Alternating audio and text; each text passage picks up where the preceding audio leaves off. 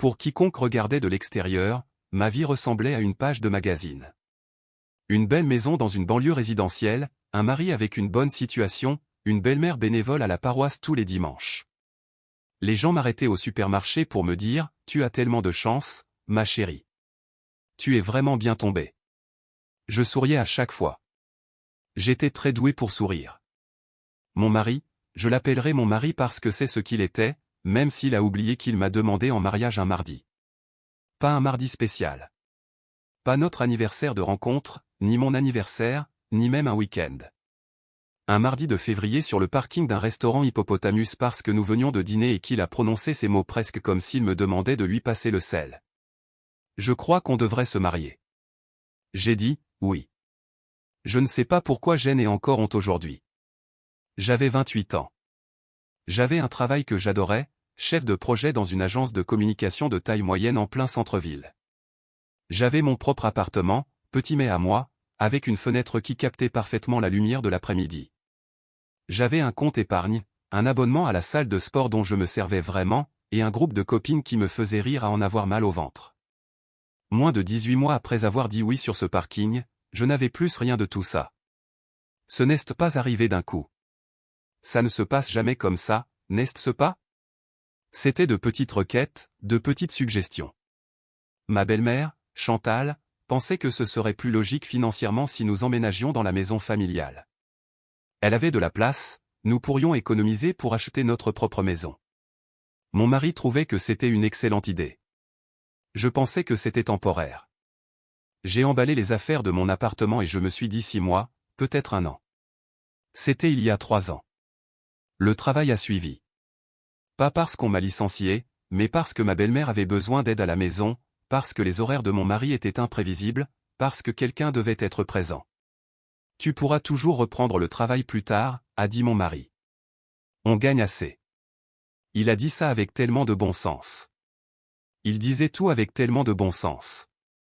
J'ai posé ma démission et j'ai pleuré dans ma voiture pendant tout le trajet du retour, puis je suis rentré, j'ai préparé le dîner, et personne ne m'a demandé comment je me sentais. Je veux que vous compreniez à quoi ont ressemblé ces 3 années avant de vous raconter ce qui s'est passé, parce que je pense que parfois, les gens entendent des histoires comme la mienne et se disent « Pourquoi n'est-elle pas simplement partie ?» Et la réponse honnête, c'est que j'avais oublié que Jeanne avait le droit. J'avais oublié à quoi ressemblait ma propre voix quand je n'étais pas en train de m'excuser, de me justifier ou de me faire toute petite pour que les autres soient plus à l'aise. J'avais oublié que j'avais été, autrefois, une personne avec des opinions, des projets et un compte épargne. Ma belle-mère dirigeait la maison comme un général gère sa base. Sa cuisine, ses règles, son emploi du temps, ses standards. Si je pliais mal les serviettes, elle les repliait devant moi sans dire un mot, avec juste ce regard, patient et plein de pitié, la façon dont on regarderait un enfant qui n'arrête pas de renverser son lait. Mon mari voyait tout. Il ne disait rien. C'est le trait de caractère chez lui que j'ai mis le plus de temps à nommer. Il n'était pas cruel. Il était juste absent. Physiquement présent, émotionnellement déconnecté, comme un immeuble dont toutes les lumières seraient éteintes. J'ai commencé à remarquer des choses environ 1 an avant que tout ne s'effondre. Des petites choses au début. Il est resté plus tard au travail. Il a commencé à faire attention à son téléphone, pas assez secret pour être flagrant, juste prudent. Un certain angle d'écran quand j'entrais dans une pièce. Une pause avant de répondre quand je posais une question simple. J'ai classé ces observations dans un coin de ma tête, comme on garde des reçus dont on n'est pas sûr d'avoir besoin, juste au cas où. Puis un soir de mars, pendant qu'il était sous la douche, son téléphone s'est allumé sur la table de nuit. Je ne fouillais pas. Je ne faisais que passer. Mais j'ai vu le nom et j'ai vu les 2 premières lignes du message, et tout mon corps s'est figé. Elle s'appelait Valentine. Je ne connaissais aucune Valentine, mais apparemment, mon mari la connaissait très bien. J'ai remis le téléphone exactement là où il était. Je suis descendu. Je me suis fait un thé que je n'ai pas bu. Je me suis assise à la table de la cuisine pendant un long moment dans le noir et ce que j'ai ressenti n'était pas ce à quoi je m'attendais. Je m'attendais à être anéanti. Ce que j'ai ressenti à la place était quelque chose de beaucoup plus silencieux, presque comme de la clarté. Comme le moment où vos yeux s'habituent enfin à l'obscurité et où vous pouvez voir la forme de la pièce dans laquelle vous vous teniez depuis le début. Je n'ai rien dit, pas encore. J'avais besoin de réfléchir. J'avais besoin d'être intelligente, car voici ce qu'on ne vous dit pas quand vous êtes financièrement dépendante de quelqu'un. Ce n'est pas seulement l'amour qui vous piège. C'est la logistique. Je n'avais aucun revenu. Mon nom n'était pas sur le prêt immobilier. J'avais peut-être 400 € sur un compte que ma belle-mère ne connaissait pas, de l'argent que j'avais discrètement mis de côté à partir de la monnaie des courses sur une période de 2 ans.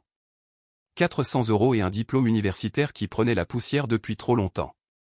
Alors j'ai fait ce que j'aurais dû faire 3 ans plus tôt. J'ai élaboré un plan. J'ai appelé mon amie Sophie, ma plus vieille amie, celle qui s'inquiétait pour moi avec douceur et prudence depuis des années sans jamais insister au point de me faire fuir. Je l'ai appelée depuis ma voiture, garée à 2 rues de la maison, le moteur allumé. Je lui ai tout raconté. Elle ne m'a pas dit « je te l'avais bien dit ». Elle a juste dit « d'accord, de quoi as-tu besoin ?» Au cours des 6 semaines qui ont suivi, Sophie m'a aidé à mettre à jour mon CV. J'ai postulé à des offres d'emploi en ligne en utilisant son adresse. J'ai ouvert un nouveau compte bancaire dans une autre banque. J'ai commencé à rassembler discrètement et prudemment des documents, ma carte vitale, mon passeport, des copies de nos relevés de compte joints, tout ce dont je pourrais avoir besoin. J'ai tout gardé chez Sophie. Je n'ai rien dit à personne. Et j'ai attendu. Mon mari, pendant ce temps, avait pris de l'assurance. Les soirées tardives sont devenues plus fréquentes. Il a commencé à voyager pour le travail, ou du moins à dire qu'il voyageait pour le travail. Il s'est acheté de nouveaux vêtements. Il semblait sincèrement plus heureux.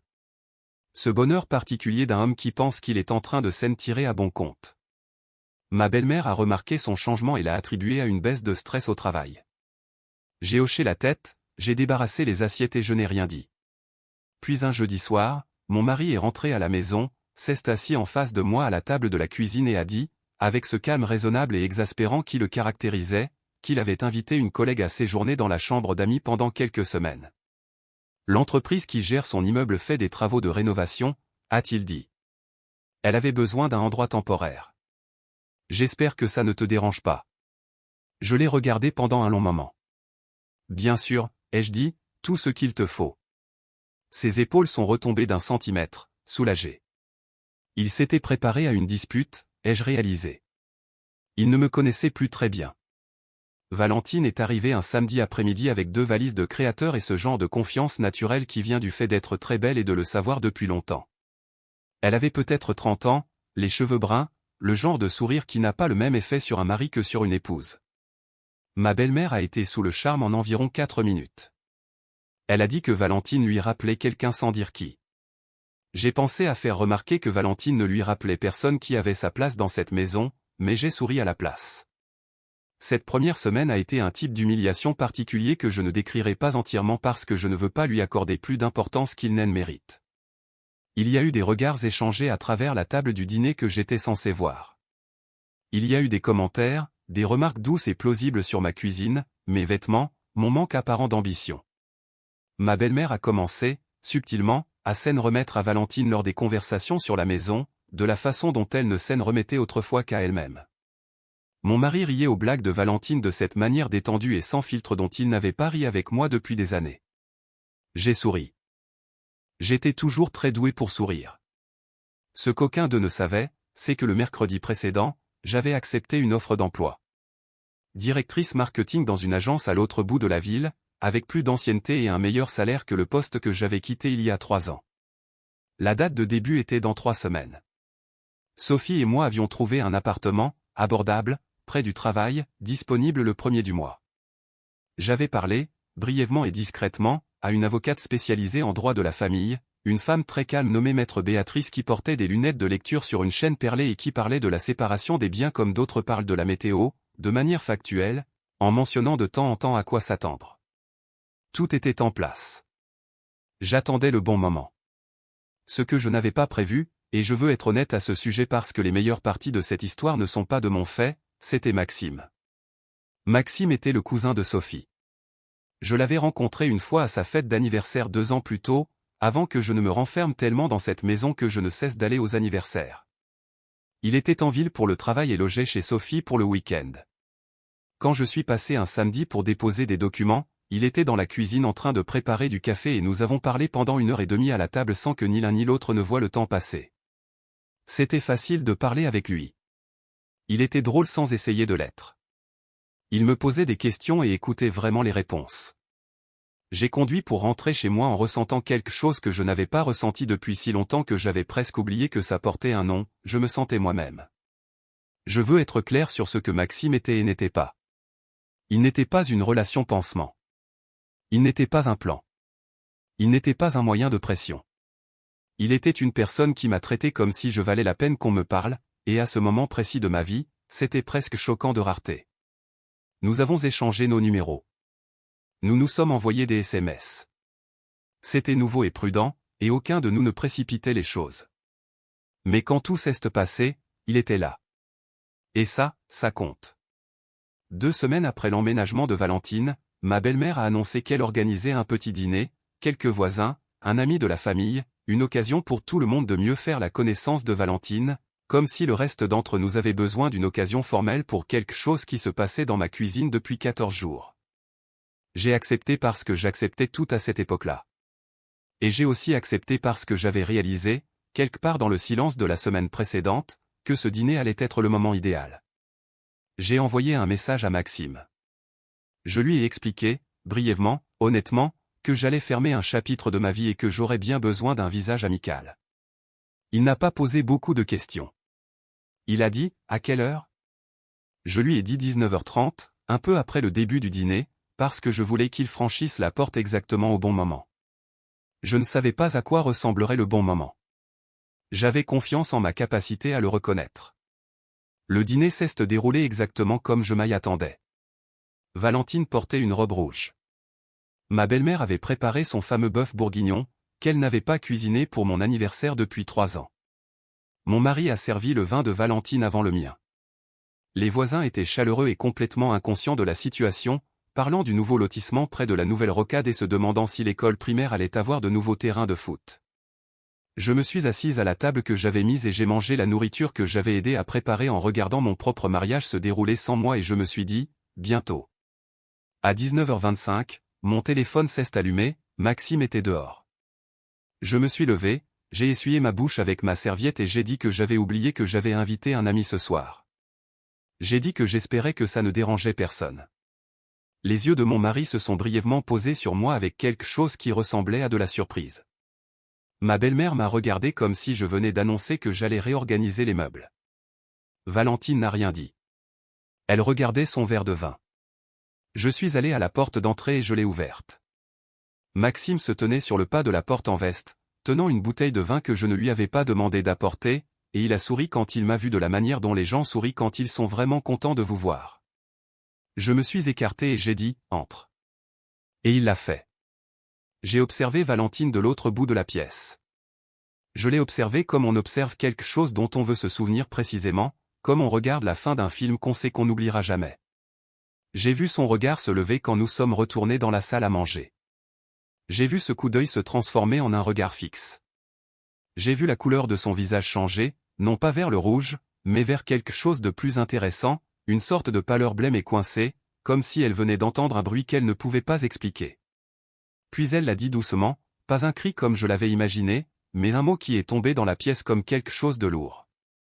Valentine? Maxime a arrêté d'avancer. Il l'a regardé de la façon dont on regarde quelqu'un à qui on n'a pas pensé depuis un moment et à qui, soudainement, on ne peut s'empêcher de penser. Valentine, a-t-il dit. Sa voix était parfaitement calme. Qu'est-ce que tu fais ici? La table est devenue très silencieuse. Les voisins ont échangé un regard. Ma belle-mère a posé sa fourchette avec un petit cliquetis prudent. Ce qui s'est déroulé dans les 10 minutes qui ont suivi, je n'aurais pas pu l'écrire. Valentine et Maxime avaient été mariés. Au passé. Leur divorce venait tout juste d'être prononcé 4 mois auparavant, après qu'elle avait, selon la façon très calme et factuelle dont Maxime l'a décrit plus tard, déménagé de leur appartement pour poursuivre, comme il l'a formulé, d'autres arrangements. Il n'avait pas su quels étaient ces arrangements. Il n'avait pas su chez qui elle logeait ni pourquoi. Il avait apparemment soupçonné qu'elle fréquentait quelqu'un. Il n'avait pas soupçonné qu'il se tiendrait dans la salle à manger de ce quelqu'un un jeudi soir avec une bouteille de Saint-Émilion. Mon mari ne disait rien. Il s'était figé sur sa chaise comme les gens se figent quand ils essaient de comprendre si ce qui est en train de se passer est vraiment en train de se passer. Ma belle-mère regardait Valentine avec une expression que je n'avais jamais vue sur son visage auparavant.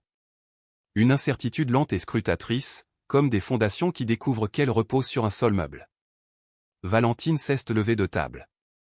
Elle a dit qu'elle pouvait expliquer.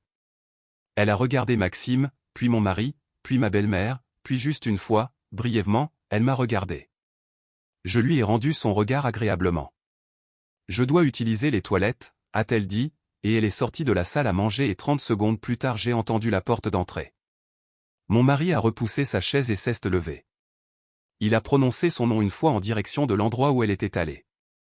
Puis il s'est rassis. Il n'est pas allé la chercher. C'était, d'une certaine manière, la chose la plus triste que je n'ai jamais vue chez lui. Pas la cruauté, pas les mensonges, mais ça, le fait que quand le moment est venu, il s'est simplement rassis. Les voisins ont trouvé des excuses pour partir environ 20 minutes plus tard, avec la grâce polie et précipitée des gens qui ont été témoins de quelque chose dont ils parleront pendant les 6 prochains mois. Ma belle-mère a commencé à débarrasser les assiettes. Personne n'a parlé de ce qui s'était passé. J'ai trouvé ça presque drôle. Je suis monté à l'étage et j'ai terminé quelque chose que j'avais discrètement commencé 2 nuits auparavant. J'ai fait un sac, un seul sac, pas parce que c'était tout ce que j'emportais, mais parce que c'était tout ce dont j'avais besoin pour ce soir. Le reste était déjà organisé. L'appartement, le travail, les documents chez Sophie. 3 années de patience discrètement assemblées en une porte de sortie. Je suis redescendu avec le sac sur l'épaule. Mon mari était dans le salon. Il a regardé le sac puis m'a regardé, et pour la première fois depuis très longtemps, j'ai eu l'impression qu'il me voyait vraiment. « Où vas-tu » a-t-il dit. « Je pars » ai-je répondu. « On devrait en parler. » « On aurait dû en parler il y a des années » ai-je dit. « J'ai une avocate. Elle s'appelle Maître Béatrice. Tu auras de ses nouvelles la semaine prochaine. » Il a commencé à dire quelque chose. J'ai vu sa bouche s'ouvrir et puis il s'est arrêté. Peut-être qu'il a vu quelque chose sur mon visage qui lui a dit qu'il n'y avait aucune version de cette conversation où je changerais Davis. Peut-être qu'il était juste fatigué. Je ne sais pas, j'ai arrêté d'avoir besoin de le comprendre aux alentours de la 6e semaine où Valentine dormait au bout du couloir. Ma belle-mère se tenait dans l'encadrement de la porte de la cuisine. Elle tenait un torchon. Elle avait l'air, pour la première fois en 3 ans, de ne pas savoir quoi me dire. J'ai pensé à dire quelque chose de cinglant, quelque chose qui ferait mouche. J'ai décidé de ne pas le faire. Elle allait avoir bien assez de choses à penser. Bonne nuit, ai-je dit. J'ai franchi la porte d'entrée et je n'ai pas regardé en arrière, pas parce que je voulais être dramatique à ce sujet, mais parce qu'il n'y avait sincèrement rien là-bas que j'avais besoin de voir. Maxime était toujours dans l'allée. Je ne lui avais pas demandé d'attendre. Il l'avait fait quand même. « Tu vas bien » a-t-il demandé. Je suis resté là 1 seconde dans l'air frais de la nuit et j'ai fait le point. J'avais un sac. J'avais un nouveau travail qui commençait dans 11 jours. J'avais la clé d'un appartement sur mon trousseau, une avocate nommée Béatrice et une amie nommée Sophie qui n'avaient jamais cessé de croire que j'allais retrouver le chemin vers moi-même. Ouais, ai-je dit, et je le pensais vraiment d'une manière dont je n'avais pas pensé une réponse simple depuis très longtemps. Je vais vraiment bien. Il m'a conduite chez Sophie ce soir-là. Nous avons parlé tout le trajet, de cette manière facile et naturelle des gens qui ont quelque chose de vrai à construire et non quelque chose de désespéré à quoi s'accrocher. Je n'ai pas pleuré avant d'être à l'intérieur et que Sophie ne me prenne dans ses bras, et là j'ai pleuré pendant un moment, pas de tristesse exactement, mais du soulagement spécifique de poser quelque chose qu'on porte depuis si longtemps qu'on a oublié qu'on n'était pas censé le porter. Le divorce n'a pas été simple. Les divorces ne le sont jamais. Maître Béatrice a été aussi calme et méthodique que promis, et mon mari a été plus coopératif que je ne m'y attendais, probablement parce qu'il devait faire face à son propre règlement de compte. Valentine, s'est-il avéré, voyait 2 autres personnes en même temps que lui. L'ironie d'un homme trompé par sa maîtresse ne m'a pas échappé et j'avoue que je me suis autorisé exactement un tout petit rire très discret à ce sujet, seul dans mon nouvel appartement, avant de clore définitivement ce chapitre. J'ai commencé mon travail un lundi matin. J'ai pris le train. Je portais un blazer que j'avais acheté avec le premier salaire de mon nouveau compte et je me suis assise à un bureau qui était le mien dans un bureau où personne n'avait besoin que je sois plus petite. j'ai ouvert mon ordinateur portable et j'ai commencé. C'était il y a 8 mois. Je veux dire une chose directement à tous ceux qui écoutent et qui sont au milieu de leur propre version de ce que je viens de décrire, pas la partie sur la maîtresse, pas le rebondissement du dîner, mais la partie qui précède tout ça. Les 3 années à vous faire tout petit, l'abandon progressif de votre travail, de votre argent, de vos amitiés, de votre propre nom sur vos propres comptes, cette partie-là. Vous n'êtes pas stupide de rester. Je n'étais pas stupide de rester. Nous faisons ce qui nous semble nécessaire pour survivre sur le moment, et parfois la survie ressemble beaucoup à l'immobilité, et l'immobilité peut ressembler beaucoup à l'abandon, mais ce n'est pas toujours le cas. Parfois, c'est juste attendre d'avoir construit des fondations assez solides pour s'y tenir debout. Mais voici ce que je sais maintenant. Les fondations doivent être les vôtres, pas les siennes, pas les leurs. Gardez votre travail ou reprenez-le. Gardez vos comptes ou ouvrez-en de nouveaux. Gardez un ami qui vous dit la vérité même quand vous n'avez pas envie de l'entendre. Ces choses ne sont pas des détails. Ces choses sont tout. Sophie dit que ma voix est différente maintenant. Je lui ai demandé différente comment, et elle a réfléchi une seconde et a dit, tu ressembles de nouveau à toi. Je lui ai dit que ça m'allait très bien. Ça me va très bien.